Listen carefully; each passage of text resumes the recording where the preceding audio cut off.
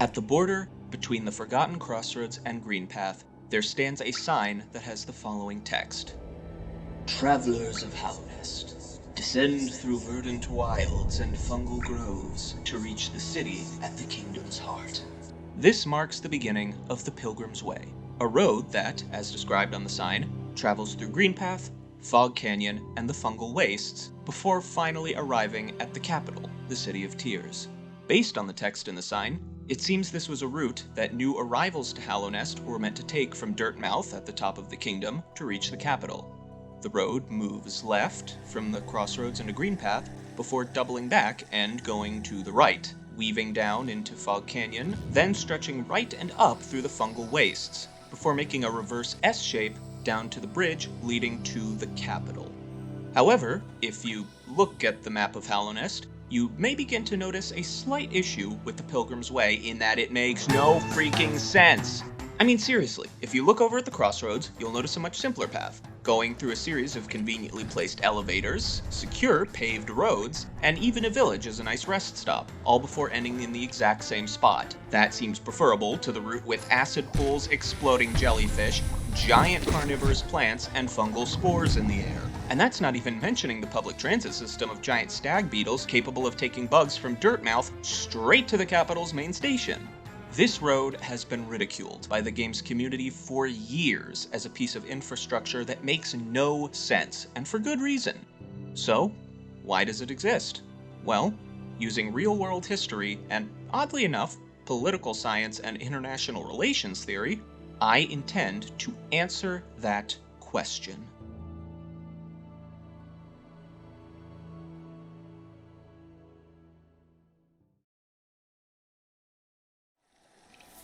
One of the first clues to the purpose of the Pilgrim's Way lies in the name of the road, the Pilgrim's Way. The term pilgrim is interesting because it refers to someone who is on a journey to a holy place, also known as a pilgrimage, which implies a religious purpose for this road. In the real world, pilgrimages are common for both Abrahamic and non-Abrahamic faiths. For practitioners of Christianity and Judaism, one of the most notable holy sites to take a pilgrimage to is the city of Jerusalem. And in Islam, one of the most traveled to holy sites is Masjid al-Haram, the sacred mosque in Mecca. Outside of the Abrahamic faiths, other religions such as Buddhism, Hinduism, and Taoism also practice pilgrimage, with one of the most notable Buddhist holy sites being the Bodhi tree at Bodh Gaya in India, the tree at which the Buddha is said to have achieved enlightenment. The use of pilgrim in the Pilgrim's Way, therefore, tells us that in Hallownest, the kingdom's capital was seen as a holy site. Of course, it's been well established that Hallownest was a religious kingdom, with the Pale King being worshipped as a god as well as a king. According to Relic Seeker Lem, Hallownest's king was an elusive figure, deified by the citizens. This could imply that the purpose of the Pilgrim's Way was meant to be a test of new arrivals' willingness to accept the Pale King as their god, or as a test of their devotion to him. Bugs would have had to travel through dangerous lands to reach the holy site of the kingdom's capital, which certainly fits with the theme of a religious pilgrimage. So, is that it? Is the Pilgrim's Way exactly what it's described as? A route for a religious pilgrimage to test the faith of Hallownest citizens to their monarch? It seems plausible. However, that still leaves another question. Why this specific route? Of course, it could just pass through these areas because they're the most scenic, but if you look at the relation that Hallownest has with the regions the road passes through, I think another reason reveals itself. But in order to understand that reason, we first need to discuss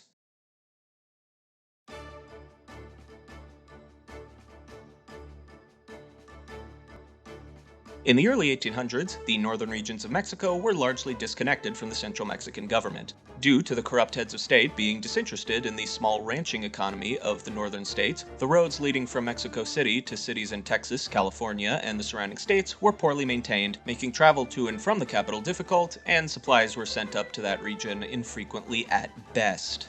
In addition to this, the people living in these states called the Nortenos, didn't follow many of the laws put in place by Mexico City due to those laws making no sense for towns and cities in the north. For example, during this period, foreigners were forbidden coasting trade with Mexico, restricting the Nortenos to only exporting their products to Mexico City instead of being able to sell them directly to foreigners in the United States. However, the aforementioned poor infrastructure connecting the north to the capital made it difficult for the Nortenos to export their goods to Mexico City, which led to Texas ignoring the ban on international trade and selling its exports to New Orleans instead. Speaking of which, let's talk about the American side of things.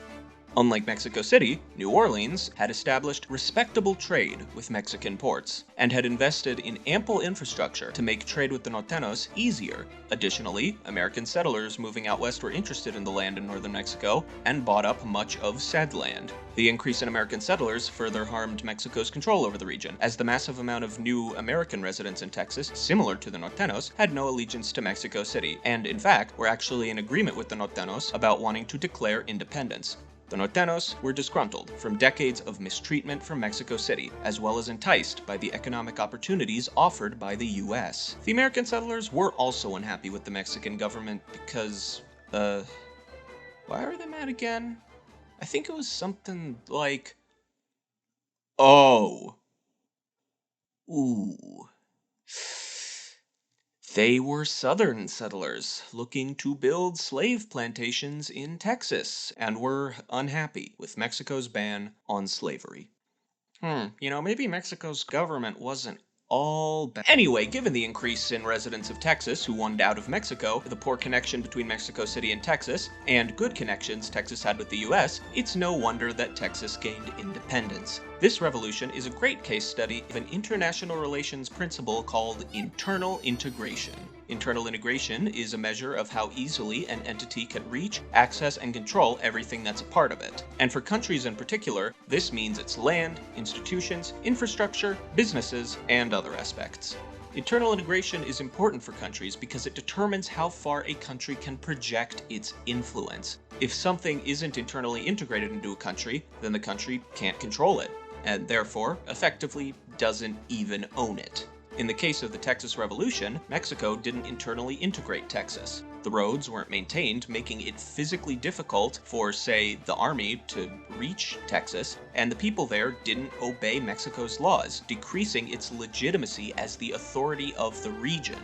Meanwhile, America had actually been integrating Texas into its own sphere of influence by building roads, sending settlers, and facilitating trade. America actually increased its own authority in Texas. Texas became more internally integrated into America than Mexico, and, as a result, America was ultimately able to project its own power into Texas instead. Now, with all that being said, what does any of that have to do with Hollow Knight?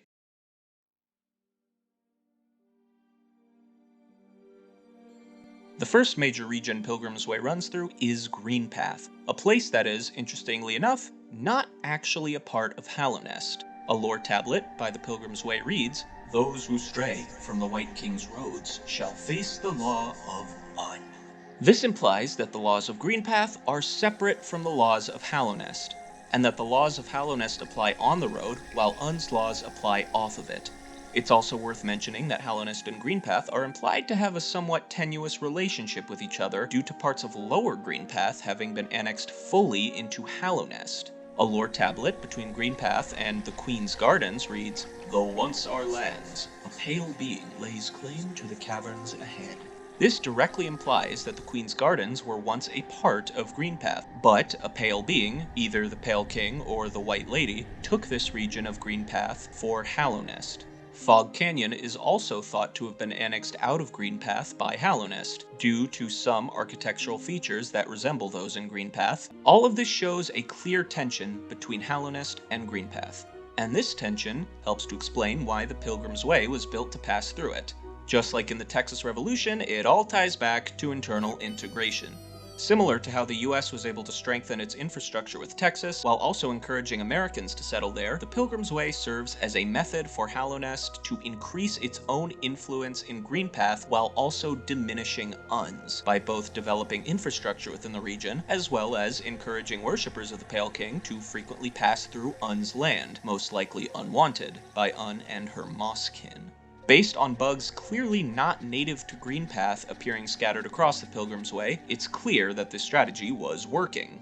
The road passing through Fog Canyon and the fungal wastes also make sense when thought about with the context of internal integration. Fog Canyon, likely being an annexed region of Greenpath, is an area that Hallownest would have a great deal of interest in securing by building up infrastructure there. It's also likely that the road was built to pass through Fog Canyon because that would allow it to pass right by the Teacher's Archive, as well as pass through Queen Station, both important locations within this region of Hallownest. Whatever the reason the Pilgrim's Way was made to pass through here, we can certainly assume that it must have been important to Hallownest, given that very close to the road is a ruined garrison that was once stationed by Husk guards, implying that this region was seen as worth protecting.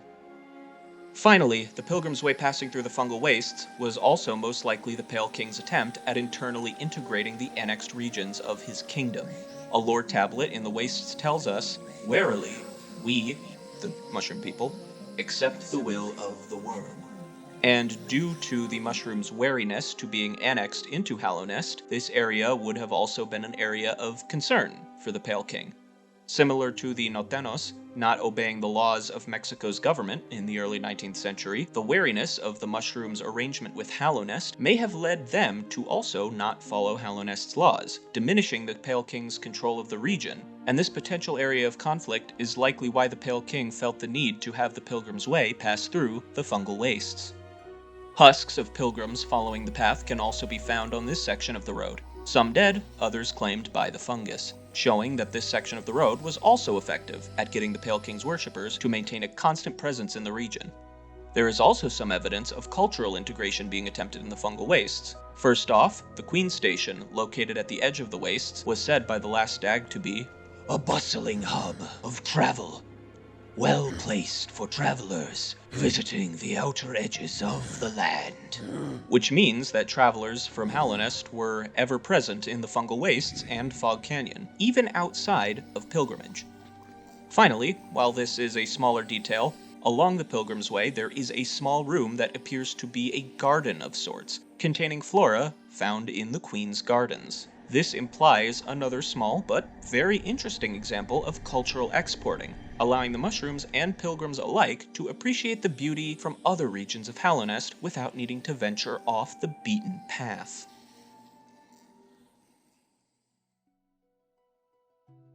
Team Cherry put a lot of effort into building the world of Hallownest, such that even the smallest details can tell a part of the game's story. From the placement of corpses to the different styles of architecture and even the peculiar shapes of caves, each individual room within Hollow Knight has something worth examining. In this video, I've demonstrated not only how this design was used for the Pilgrim's Way, but also that real-world historical concepts were considered in the making of this game.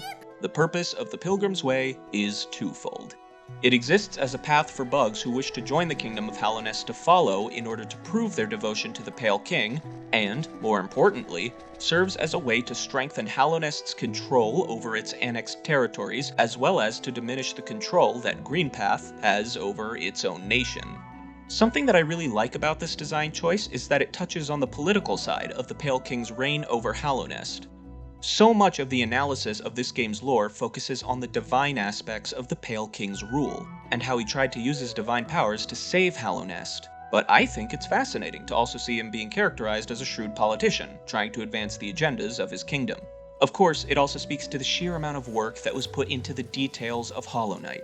And if there's one thing you should take away from this video, it's that any detail, no matter how small it may seem, could be important in deciphering the elements of a game's plot. And that goes not just for Hollow Knight, but any game with this style of storytelling. And yeah, that's about it. Thanks for listening to my inane ramblings about how Hollow Knight is actually about politics. Bye!